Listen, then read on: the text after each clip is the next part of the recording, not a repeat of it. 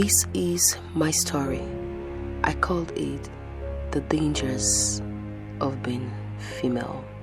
I was just 6, subjected to pain and suffering. Such a cruel world. No one deserves such an inhumane act. Being ripped off till my clitoris and labia were removed and my vagina was sewn. So terrifying. Female genital mutilation. The pain was overwhelming. It gripped my entire body. I was so scared. I lived with this internal and external trauma and damage. But all that said, it was a rite performed to usher me into womanhood.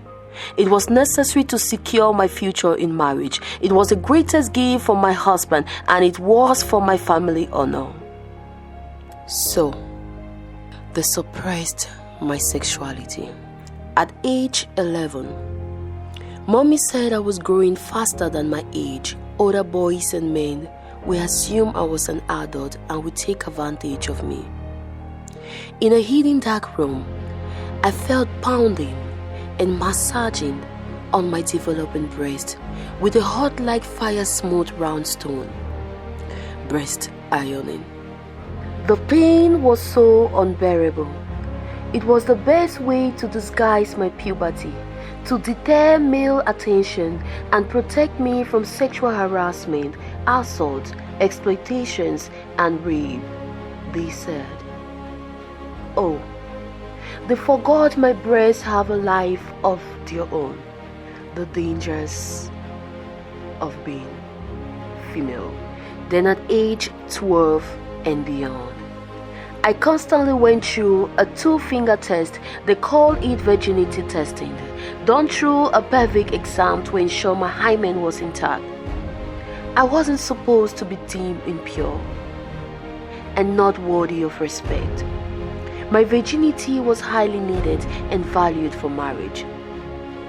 It was such a traumatic experience, fearful, painful, and I felt violated every time they do that. Then I asked myself, why my older brother was exempted from all that?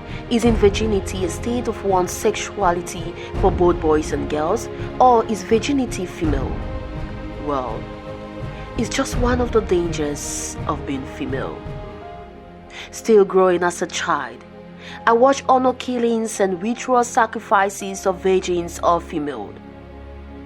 I thought again, virginity meant a state of a person who has never had sexual intercourse. But how come we groom only girls to be virgin? How come only girls were being used for rituals as virgins? We let boys decide to either be virgins or not. Most evidently, the outcome will be sexual violations in all its forms on girls and women. No wonder rape spreads like wildfire.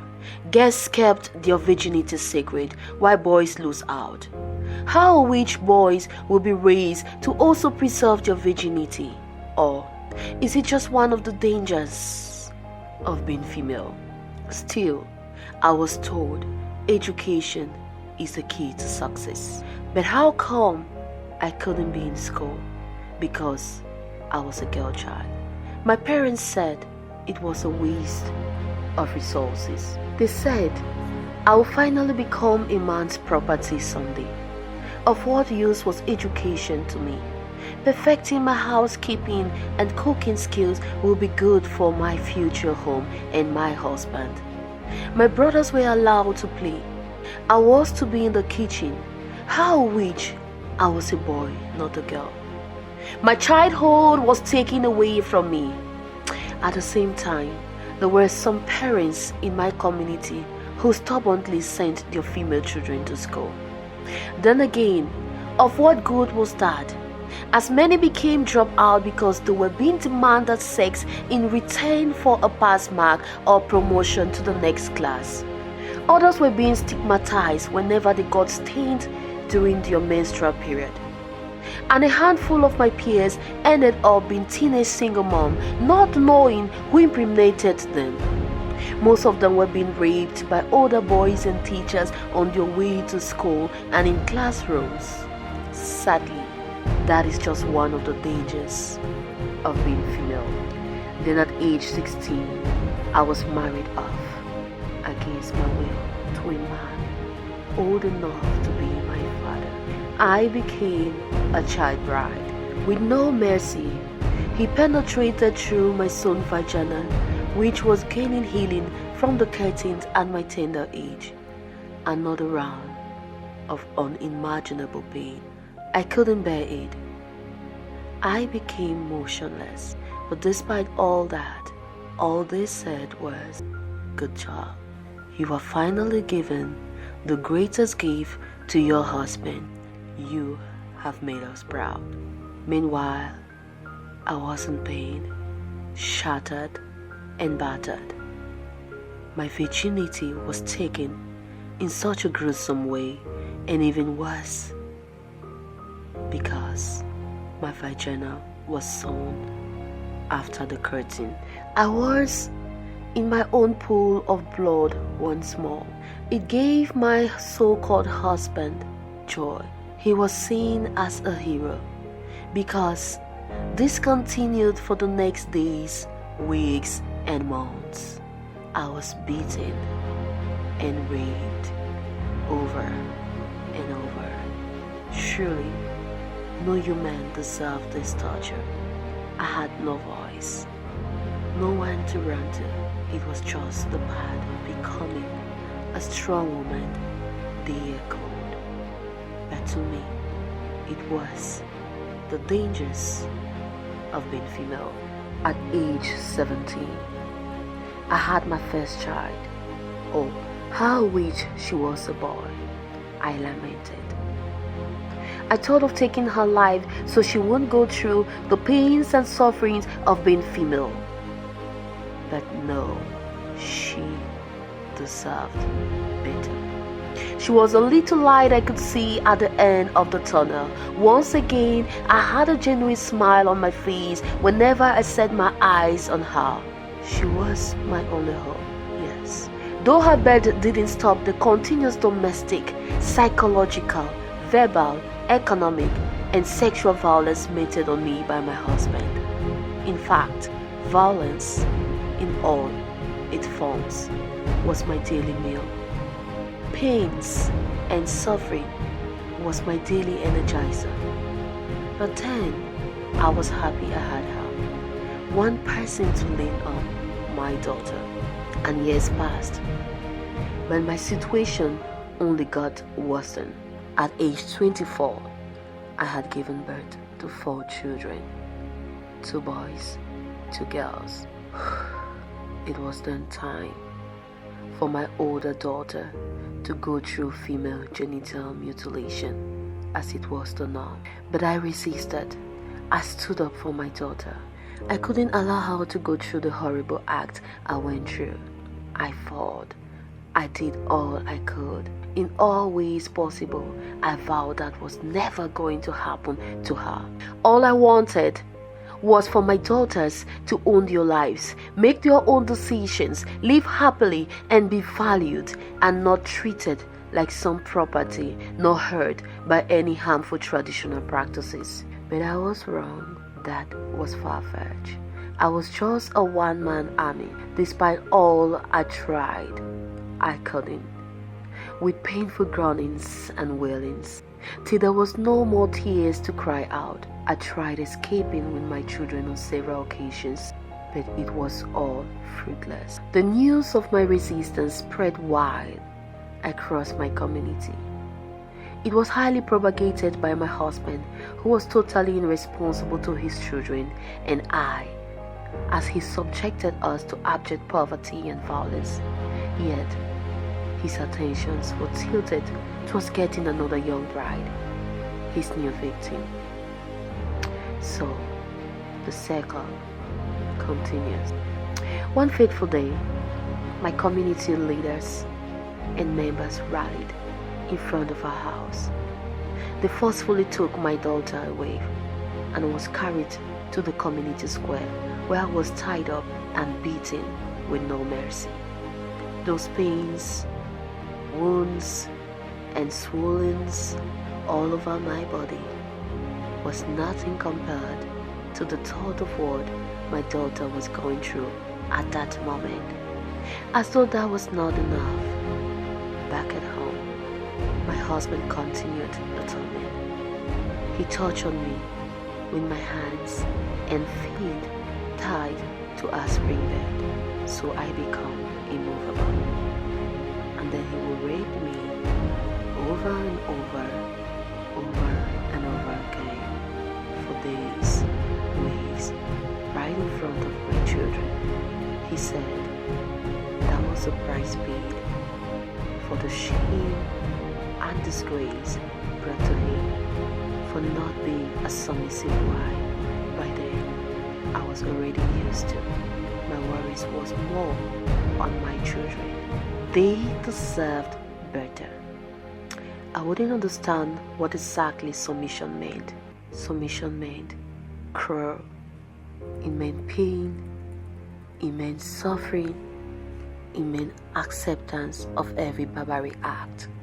The agony was nothing compared to when I received my daughter.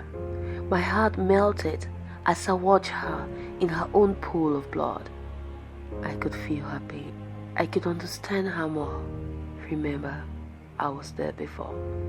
Sadly enough, her own curtain was more gruesome than mine, as she went through several bleeding, infections, and problems in urinating, yet no proper medical attention. With a deep breath, I had wished I wasn't born. I asked myself when that nightmare was going to end. All in all, I was hopeful. I knew help was going to come someday. Life became unbearable.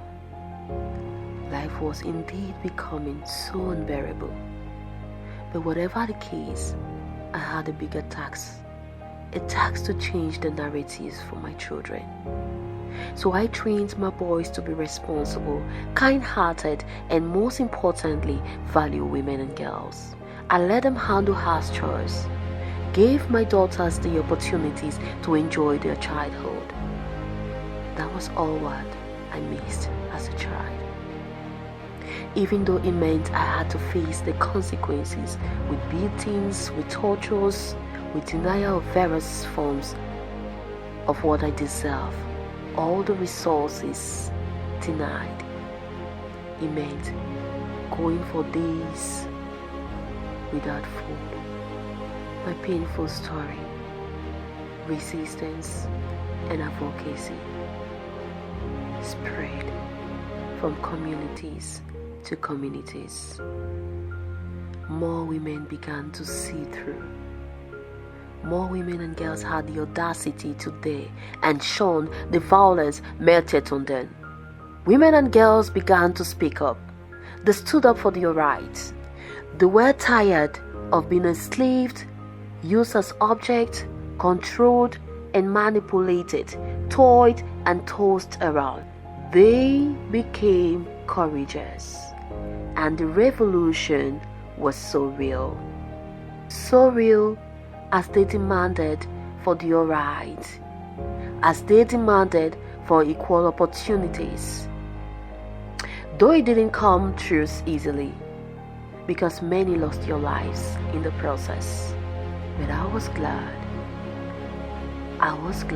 real glad, that others could voice out their pain too. They could see through the injustice on women and girls. In the meantime, the constant revolution and activism gave me the perfect opportunity to escape to a safe space together with my children. And that was made possible with the help of other gender-based violence activists across the world. We were kept in a place where we were being valued. We were treated with love and kindness, and not treated like second-class citizens. we enjoyed equality and fairness. My daughters had the opportunity to go to school. They had a hope for a better future. Life, for the first time, was fair to me. This is my story. We all have our stories, but one thing is sure, our stories matter. There was a chance for change, a chance for me to rewrite my story. The dangers of being female. Women deserve better. Women are supposed to be happy to be born female. I had a chance. Yes, I had a chance to speak up, to stand up. If we do not speak up, then we are letting gender-based violence, this shadow pandemic, to continue to strive. Abuse strives only in silence. This is how I left from being a victim of gender-based violence to a survivor. And now I am an agent of change. The world needs more agents of change. You too can become an agent of change.